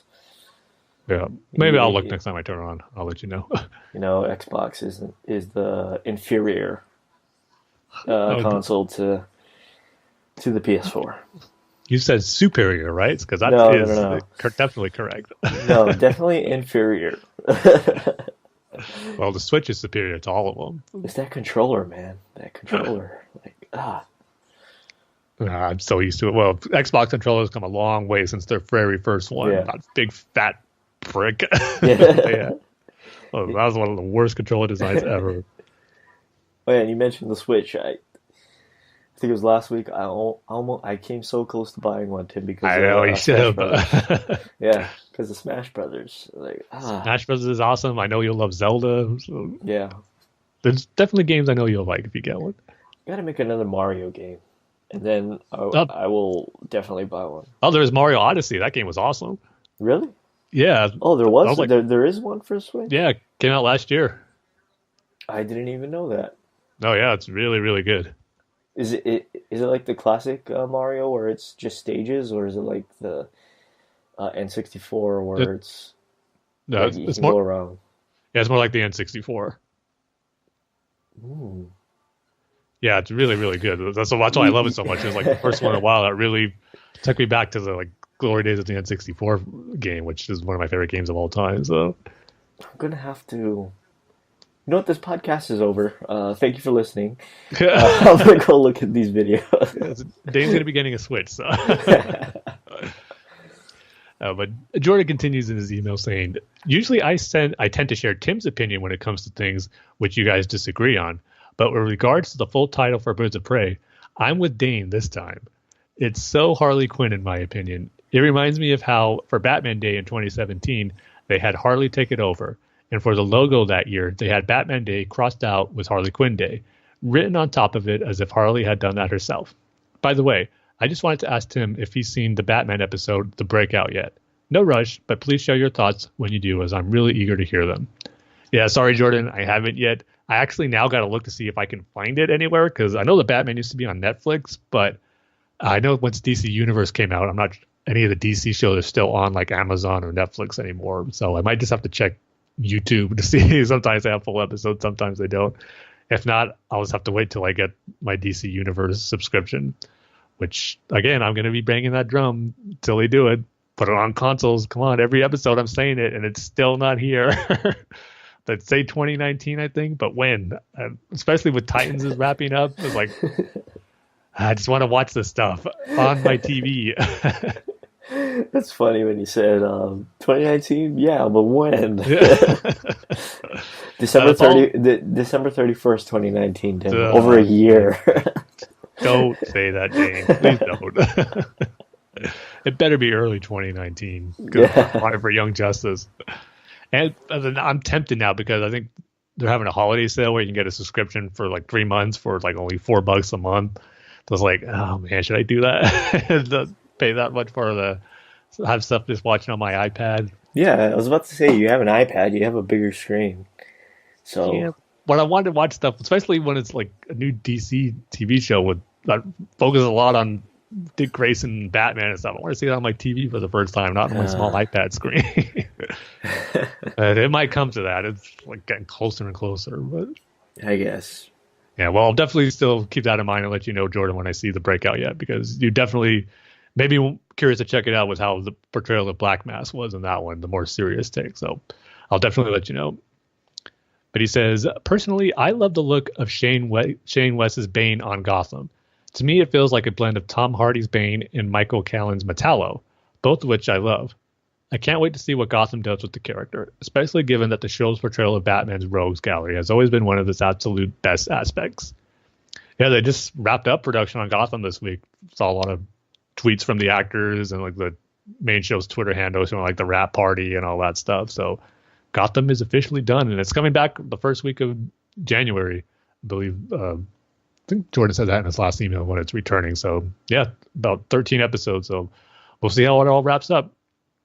But Jordan wraps up his email by saying, with a couple of questions as always, and he goes, talking about the Telltale Batman theme got me thinking it would be cool to ask, what are your top 5 favorite Batman themes? Mine are, number 5, the updated theme from the Adventures of Batman and Robin intro. Number 4, the Batman the Telltale series game. Number 3, the Batman season 3 to season 5 theme 2, or I should say season 3 to season 5 theme. And then number 2, the Batman season 1 through season 2 theme. And then number 1, the Dark Knight trilogy theme. So yeah, Batman, tons of great themes to choose from. But number 1, well, actually, as I like to do, I have to go from my number 5 to my number 1 pick. So number 5 for me is going to be the Batman, the season 1 and season 2 theme. Even though I haven't seen very many episodes of the Batman, I always loved that theme song by The Edge. It's just that electric guitar, but it still fits the character of Batman, I felt, and it's catchy that'll get stuck in your head. The number 4, I'm going to go the Dark Knight trilogy theme. A simple but yet perfect Batman theme that perfectly fits with that version of the character and the world Nolan created. It's great. It's like I said, simple. You wouldn't think it'd stick with you when you hear it, but it does. And I think that's what's great about it. Then number 3 is wherever we're talking about Batman music, I cannot talk about this. You're probably sick of me always mentioning it, but the Batman NES theme, I'm always going to be mentioning that because it is so good. I love it so much. So yet another episode where I mention it, and it is number 3 as one of my all-time favorite Batman themes. It is that good. It is all its 8-bit MIDI gloriness. The number 2, Batman the Animated Series theme. And number 1, Batman 89. It's always going to be Batman 89 for me. It's just so iconic. Nothing I feel perfectly fits the character and music more than what Danny Elfman created for that movie. So yeah, those are my top 5 favorite Batman themes. For me, my 5th choice is going to be the Batman Beyond theme. Number 4 is going. That is a good one. Yeah. Really good. Number 4 is going to be. Can I do a non-Batman one? Does it somewhat fit in Batman though? Yeah, definitely. Okay. The Wonder Woman theme. Okay. Well, it was in Batman versus Superman. So. Yeah. Number 3 is going to be the Christopher Nolan Dark Knight trilogy themes. Number 2 is going to be the 89. And number 1, Tim, because apparently you're not a big fan of it, because you didn't put it as your number one. You're gonna make me feel like a bad animated series fan, aren't Is you? the animated series theme.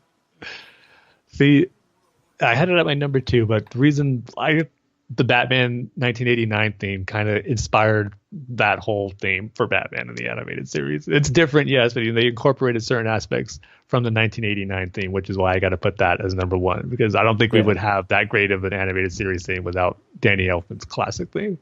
Plus, too, we're probably different because the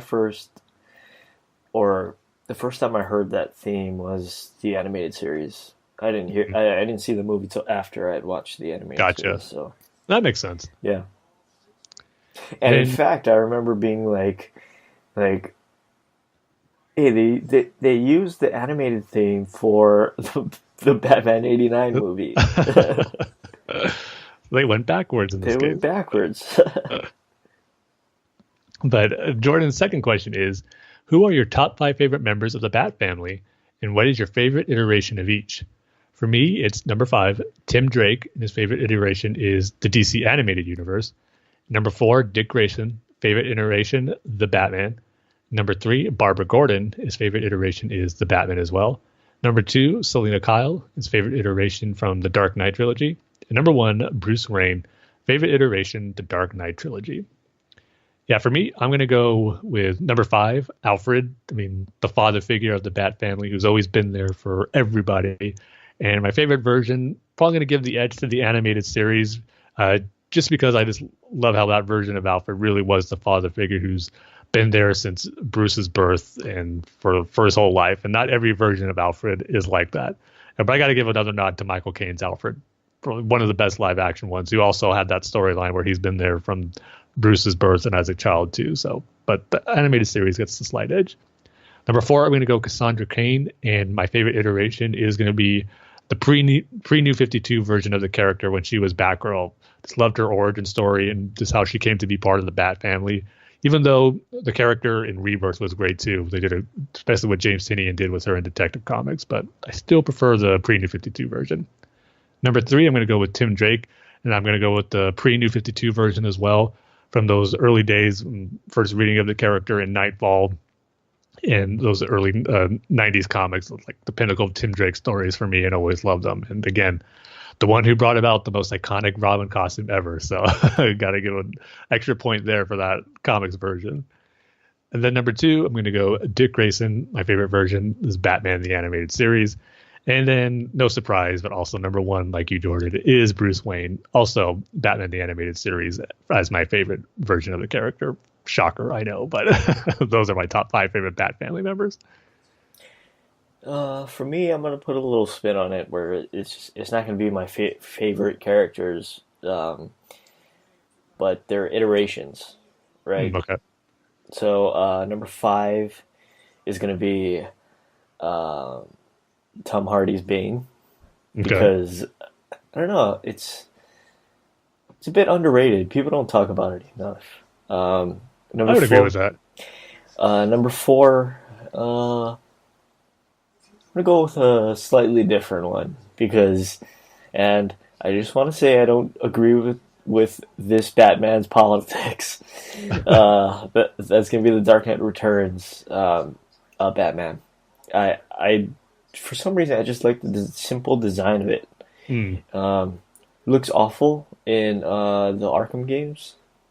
I don't know if you ever played with that skin, but I rarely do. But I, of course, selected it a few times and switched to another one, like the Batman Beyond costume, really quick. But yeah, like I said, it doesn't look good in that game. But I do like the Whole King Batman, Heart Attack Batman, as I like to call him. Yeah.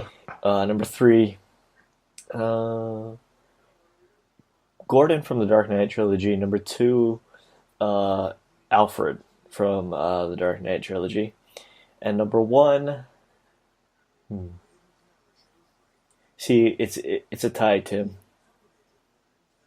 Between, but I think I think I know who number 1 is, or one of your choices, but let's see if I'm right. No, go ahead. Yeah, is it Stephanie Brown? No. Okay. Then my other choice is what I thought you were debating with Kate Kane. Yeah, I was about to say we were just talking about her. Is Kate Kane from the J.H. Williams and I was going to Greg say, it can't be Rucka. anything else. No, it's the 1950s Batwoman. Yeah. Should have realized. Did she do the PSAs, or was that Batgirl? Yeah, I don't even remember or know. Yeah, I think it was Batgirl. Like, oh, make sure to support your public library. I think it was Batgirl. Maybe it was both. I don't know. But that's it for Jordan's question. And then he just wraps up his email by saying, Batcat forever from the first kiss to the last. Your Bat brother, Bat Jordan.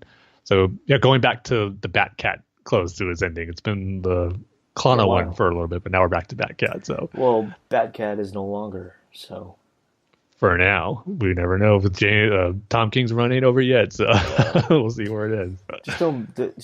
Just don't make it a big thing, and then, oh, we're not getting married. Yeah. Oh, if they do that twice, no. I don't think he's capable of doing that. Right. But as always, thanks for your email, Jordan, and we'll of course look forward to more of them in 2019. Yeah. So now we can move on to our comic book reviews.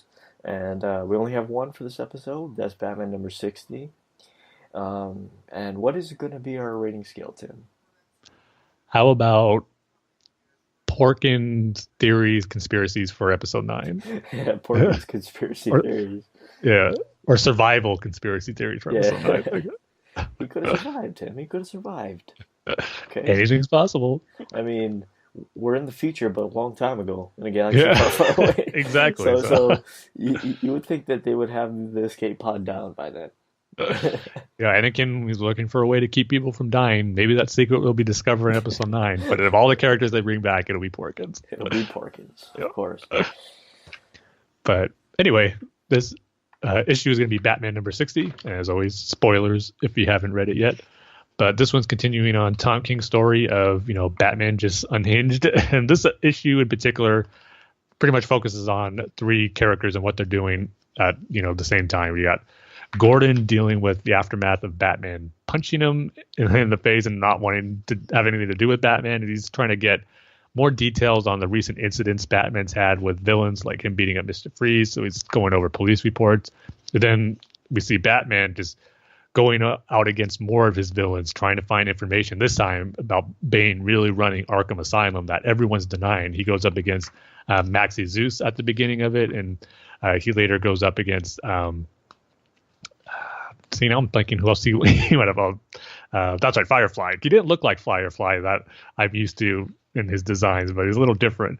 But all these villains, they just keep saying the same thing pretty much. Bane is just, he just coddles in his corner crying. He's like, he's no threat. Like, I don't know. We don't know what you're talking about. Bane's not running Arkham. Batman's just getting rougher and rougher with each of these villains. And then the third storyline we're following is Penguin, who this is pretty interesting, where Batman's actually keeping him secured and safe in the Batcave with Alfred watching over him. And Penguin is blindfolded. So he's talking to Alfred, but he doesn't know who he's talking to. And they have some conversation about a poem or by Shakespeare, the Phoenix and the Turtle, and they're talking, kind of having a philosophical debate on what it means, and it makes Penguin think back to his girlfriend that he lost, Penny, and just how crushed it made him feel, and just how sad he is when we see Penguin cry multiple times in this issue. And Alfred still, being, like I said, the good fatherly figure that he is, be there for Penguin to listen, to offer him tea and whatnot. So, like I said, the comic goes through those 3 different scenarios, and then it culminates to, Gordon, like I said, wanting to get more information on these police reports of Batman beating up villains. And he comes to a point where as he gets into the details, and this is how he realizes how far gone Batman is, and almost like he doesn't know the person anymore. And so he's had enough. We get a familiar visual image that we got in The Dark Knight Rises, or not Dark Knight Rises, The Dark Knight, of Gordon going up to GCPD rooftops with the bat signal, and he literally asks one of the detectives for a bat. He takes the bat and he just smashes the bat signal and just says, "No more." He's done with Batman. Of course, this is a different scenario than The Dark Knight, where Gordon did it reluctantly, knowing it was a lie. But in this story, Gordon's all about it. He's realizing how far gone Batman is and can't be associated with it anymore. So, and then with Penguin and Alfred, We see Penguin thinking he's talking to Alfred, and there's even a moment where Alfred has to feed Penguin some, raw fish, which was an interesting sight to behold. As this Penguin's held up in like this cage, so no one can get to him. Like I said, he's blindfolded. He's again lamenting the loss of his love, Penny, and as he's saying that, he sees someone respond to him, but it's not Alfred, and he just tells Penguin, like, "Don't be afraid. We knew you would do this. We knew you'd tell Bruce Wayne that this is all going according to our plan. You've done well." And Penguin's pleading, like, "Who is this? No, like, Batman will save me." And we just see the words saying, "Nope, Batman is already here." And then we flash to Batman returning to the Batcave asking for Alfred. Alfred's not responding. Then he sees Alfred just lying on the floor with a bloody nose. And Bruce just tells him, like, "Who's here? Like, what happened?" And Alfred just goes, "Batman, he's here. Your father." Then the last page is this really cool splash page of Batman holding Alfred. Then in the background, you see the Thomas Wayne Batman. So, yeah, it was a great way to end it on. I mean, I'm really curious to see how Thomas Wayne fits into the story and Bane's plan, because I love the button and just what Thomas Wayne and what he told Bruce meant to Bruce after that whole experience, and to see Bruce come face to face with him. And I'm sure going to find out that he's working with Bane. I'm just wondering why Thomas Wayne is doing all this, because they just really had a powerful reunion in that button story with Bruce seeing his father for the first time since he's died, which is so powerful. I'm just wondering what could Thomas Wayne do now to ruin all of that. So I'm anxious to see what Tom King has in store to that storyline with Thomas Wayne. It looks like we're going to get that in the upcoming issues. So yeah, it's interesting stuff going on. Enjoying it. So I'm going to give this one 3.5 out of 5 Jet Porkins survival conspiracy theories in episode 9. Okay, so he's definitely coming back then. Yeah, the odds are looking good. Well, yeah, that's it from us. Thank you for listening this year. Yep. If you celebrated, Merry Christmas, Happy Holidays.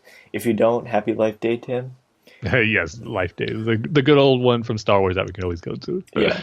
Happy Life Day. What are you gonna do for Life Day? Are you gonna watch the Christmas special? Or are you gonna watch the what else? Not much else to do with Life Day. The Ewok animated series. Well, I'll gladly watch the Ewok adventure movies, the live action ones. I got those on DVD, so I'm always up for those. It sounds like a great Life Day. Yeah.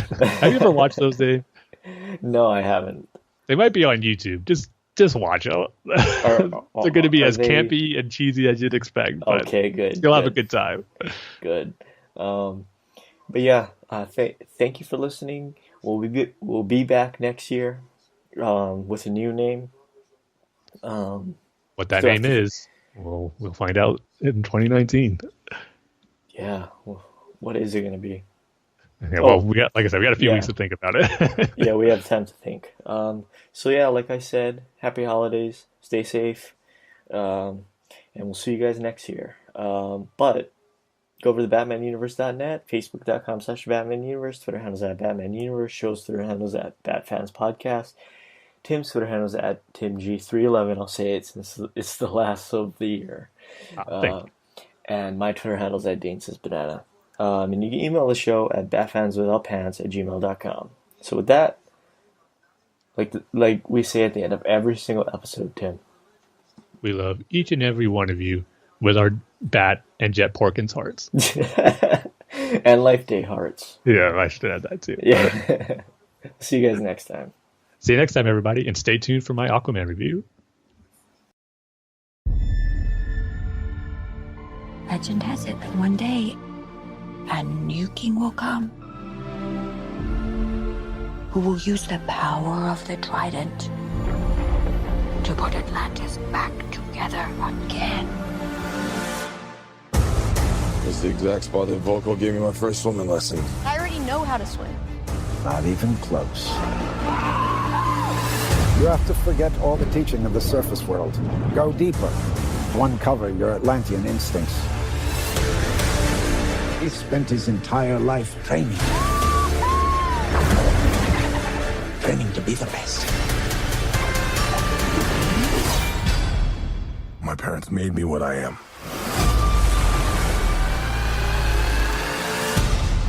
I am the protector of the deep.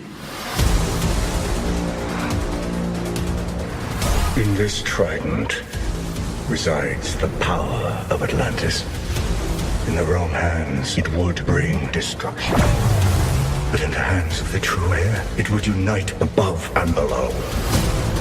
The time has come for Atlantis to rise again. You must stop him. And how do you propose to do that? By retrieving this. I already got one of those. Not like this one, you don't. The war is coming to the surface whether you like it or not.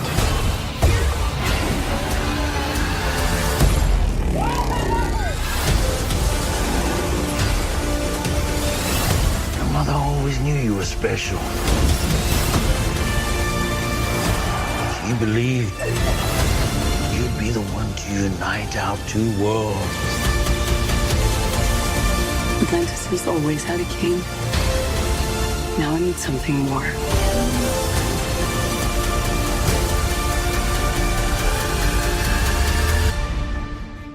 But what could be greater than a king? A hero.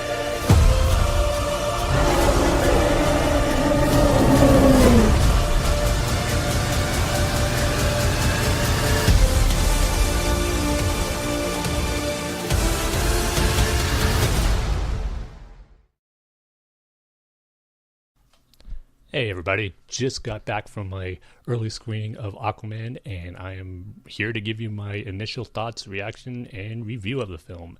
And again, this is going to be a spoiler-free review, as I know the film doesn't come out till December 20th, and actually that's the day when this episode's first going to drop. So if you're listening to this before you go to see Aquaman on the early Thursday night screenings or this weekend, I wanted to make sure I kept it spoiler-free for you guys, so you can at least hear my thoughts and still keep unspoiled when you go see the movie. So yeah, I guess my first initial reaction after leaving the theater when I saw it was, man, I just thought it was really, really good, and dare I say borderline great, because I don't like to usually call films great right away unless it's something truly amazing that blows me away, but it usually takes multiple viewings for me to say if a film is really great or ends up being one of my all-time favorites.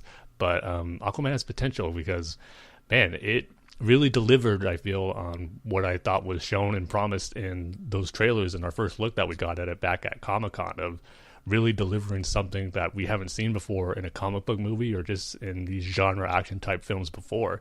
And I thought James Wan just did a great job of delivering that with the look of Atlantis and the universe he created in there, the creatures, the characters, just all so well done, visually bringing something that we've never seen on the screen, and it just looked great for the most part too. So yeah, on that front, Aquaman delivered. And yeah, just one thing that really jumped out to me as I was watching the movie is that it was just so cool seeing these characters and creatures and worlds be brought to life in live action for the first time, that I've only seen in either reading on comic book pages or in animated series or movies. And seeing them done in live action was just awesome to see. That happened multiple times when I was watching the movie. I mean, just seeing the world of Atlantis be brought to life looking great, and all the creatures, inhabitants, the sea creatures and monsters there, it all looked great. But then you go into characters and that we've seen, or like I said, seen in animation or read in comic book pages, but never seen before in live action, was such a treat. Characters like Ocean Master and his classic costume that he wears, the trench creatures. I mean, something that's pretty recent that Jeff Johns introduced in the New 52 run, which was a great kicking off point for Aquaman once the New 52 started. And seeing those creatures be brought into live action and being done well and looking like creepy and scary as they did in the comics was great. And yeah, just tons of stuff like that throughout the film that I just kept geeking out over as a DC comic book fan, and seeing the stuff brought into live action was just so cool.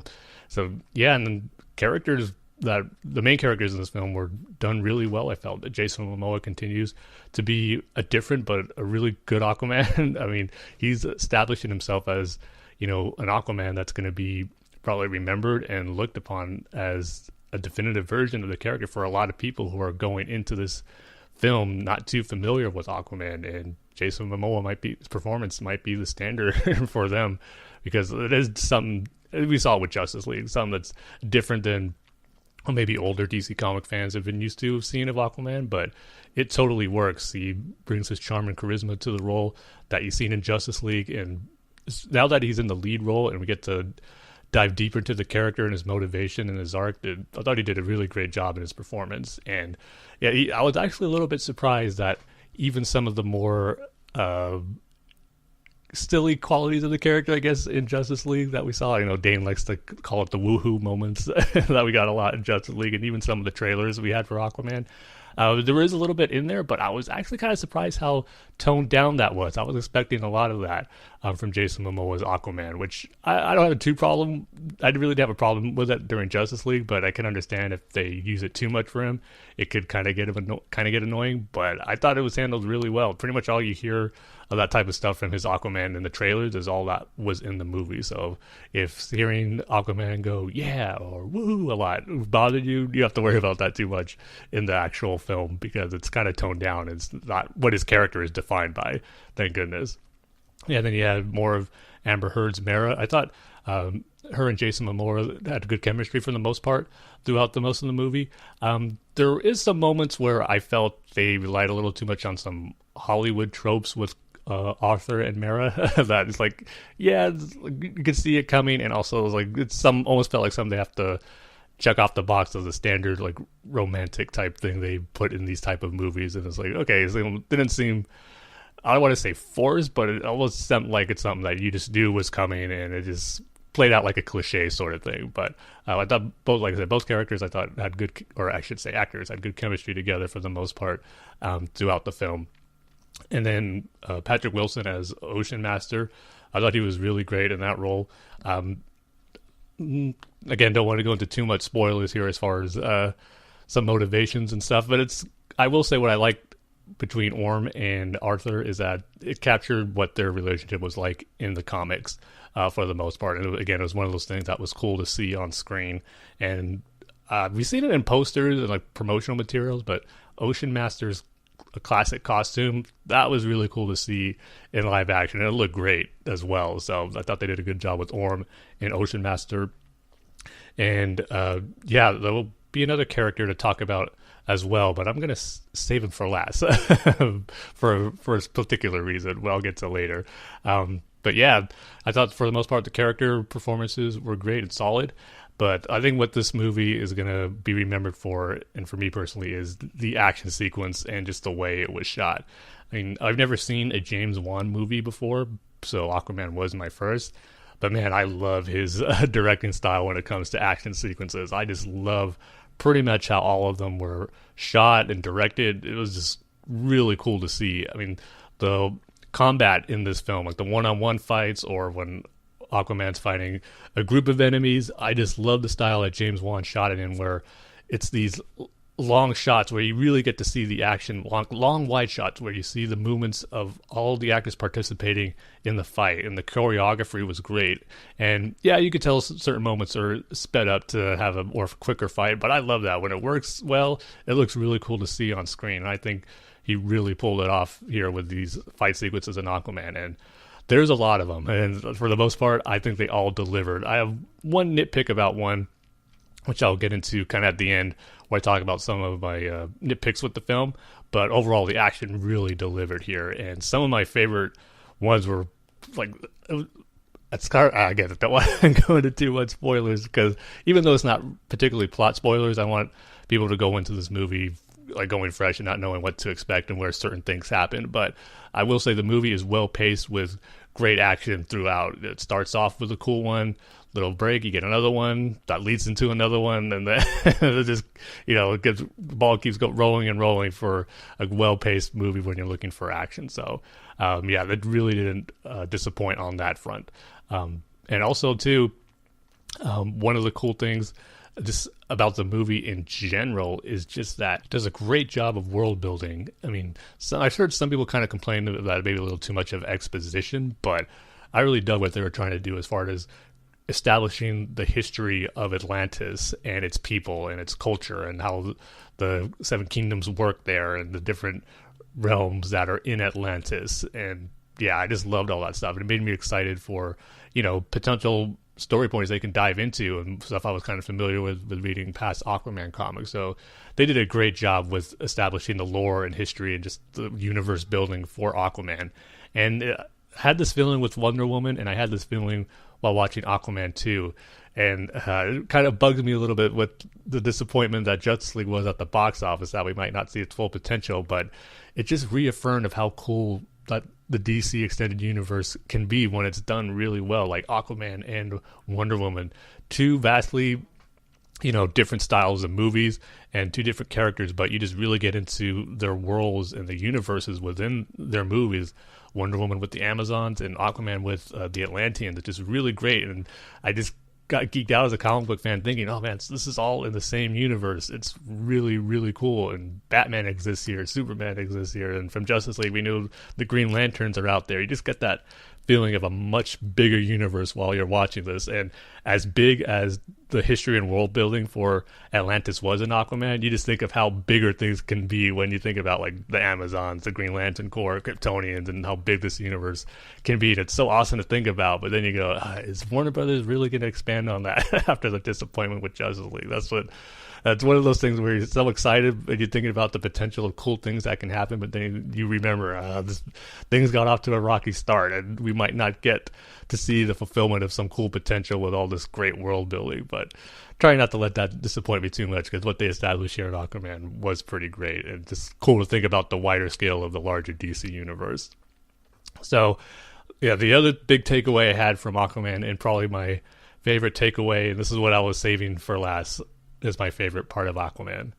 Black Manta. Man, was he really cool. I mean, he did not disappoint in his screen time in this film. And I will say, too, he was probably in it more than I thought. But once I've seen how great he wasn't in it nearly as enough as he deserves, because he was really, really great. I mean, his introduction was perfect, and the stuff we've seen in the trailers with his fight sequence and chase that he has with Arthur and Mera that we saw in the trailers, that really delivered. And what I was talking about earlier about seeing certain characters and creatures be brought to life in live action for the first time, that was really cool to see. None more so than Black Manta. I mean, even in the trailers we got a sense of how awesome his helmet looked, but man, seeing that whole sequence as a whole and seeing him fight Aquaman, it just looked cool. I just kept thinking to myself, man, I can't believe I'm actually seeing a Black Manta Aquaman fight, and Black Manta looks as cool as he should be. Man, he did not disappoint, and a great performance too by Yaha Abdul Mateen. Hopefully I pronounced your name right, because man, his performance was fantastic as Black Manta. I mean, like I said, great introduction to his character and his motivations as to why he's really hates Aquaman. And I'm going to throw out one little spoiler warning here. I know I said it's spoiler free, but talking about Black Manta, I just couldn't help but say this. But again, it's not a major plot spoiler. Anyone knows comics and Black Manta and Aquaman, this wouldn't come as a huge shocker. So very minor spoiler warning here. But I'll just say I cannot wait for what the future holds for Black Manta and Aquaman in hopefully future films, because man, what they set up with their relationship and their rivalry, I think it can make for a really fantastic and powerful sequel if he's the main villain, which I really hope he is, because how he was used here, man, it really set him up for him to carry the whole next film as a villain. He was that good. So yeah, Black Manta was the highlight for me. Every time he was on screen, I felt he stole the show. So yeah, they did not disappoint with handling Black Manta at all. I thought he was fantastic. So yeah, he was great. And so I guess to get into a little bit of some of my complaints or nitpicks, there weren't too many of them, but some that I felt stood out that I should mention. First off, I kind of mentioned it at the beginning, kind of some familiar movie tropes, mainly with the romantic element of it. But there's some other stuff in the film that I felt was a little predictable or I could see coming. Or maybe just me being familiar with, comic books and Aquaman, his story, where certain things felt familiar and can kind of see happening. So we'll see if that's an issue for general audiences. And then, as great as Aquaman looked, Atlantis was amazing. The visual and the action was great.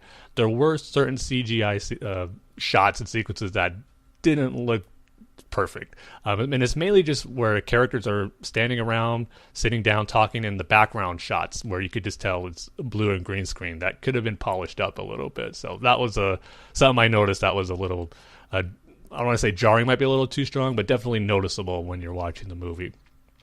And then probably my biggest complaint with the film is, again, I was raving about the action, and none of them looked bigger and more epic than the stuff we saw in the trailers of that big underwater battle that is going to happen, which we all assume was going to be the climactic action sequence in the film, which it was. And I just felt it was a little too rushed. It kind of seemed like they were moving along too quickly to get to the final confrontation between Aquaman and Ocean Master, and I just felt it needed to breathe a little more for me. And maybe that's something on repeated viewings it will flow a little better and seem more seamless. But going into it, being really excited to see how epic and grand this final battle is, and it definitely had shots where it was epic, and I'm totally glad I stayed away from watching that final trailer and TV spots, because after I saw the film, I watched that last trailer, and they were showing some stuff that in that final sequence that I go, man, they actually showed that, because that was a pretty cool surprise to see that in the film. And then when I saw it in the trailer, I was like, oh man, they kind of surprised they did that. It would have been cool to leave it as a surprise, and I'm glad that I didn't watch, because it was something cool to see happen on the big screen for the first time. So but yeah, I just felt it was a little too rushed and just didn't quite live up to some of the other action sequences we got in the film. So I felt a little disappointed with that. But like I said, maybe on multiple viewings it'll flow better for me, knowing what I can expect from it now, instead of going into it not knowing what to expect and how long it would be. But man, there was definitely some great epic moments in that final action sequence, and just maybe want more of it because it looked so good. So yeah, I guess those are my initial spoiler-free thoughts for the most part, I guess, the Black Manta stuff notwithstanding. But even then, any comic book fan, I think, should know that it's not a huge surprise about what's in store for Black Manta. So yeah, I really, really dug Aquaman. I think it delivered for the most part on what I was looking forward to it, and just bringing this character and his universe that we know could be really cool into, you know, the mainstream movie audiences. And I think they're really going to like it, guys. Like I said, it's something that I don't think has been done before, at least this well, as far as being like a great ocean world, and that's filled with, you know, exotic creatures, epic designs, landscapes. That's another thing I want to say, the costume designs. I raved about Black Manta and Ocean Master look great, but even like the soldiers and troops for Atlantis, their armor looked really cool as well. So just all around visually, like the character designs, models used for the ships, the landscapes, everything about the movie looked fantastic. So yeah, just a lot I dug about Aquaman, and I'm excited about the future of this franchise and DC movies in general. I think this is another win for them, along with Wonder Woman, and hopefully they could keep up that momentum with Shazam, as that looks like something totally fun and different, but could be just as good as Aquaman in its own way, Aquaman and Wonder Woman in its own way, as far as being, I think, well received by general audiences, to get, you know, a nice role for DC films as we're hoping for. So yeah, if I had to score it, I'd probably give it a 4 out of 5, and we'll see if that changes on multiple viewings. It might go higher, so we'll see about that. And definitely look out for our next episode, probably when we return in 2019, to give a more spoiler-filled thoughts about it, because by then I'm sure most fans would have a chance to see it by then, and we can go into some of the more spoiler details about the movie that I enjoyed, and, you know, maybe some things that are the seeds that have been planted for future films that I would love to see. So yeah, but overall, Aquaman, that's like really delivered for me, and I'm looking forward to seeing it again. So yeah, that's going to do it for this portion of the episode. Thanks everyone for sticking with us to the end and hearing my non-spoiler thoughts on Aquaman. Hope you enjoyed it, and hope you enjoy the film as much as I did. So thank you for listening, and we'll see you guys all in 2019.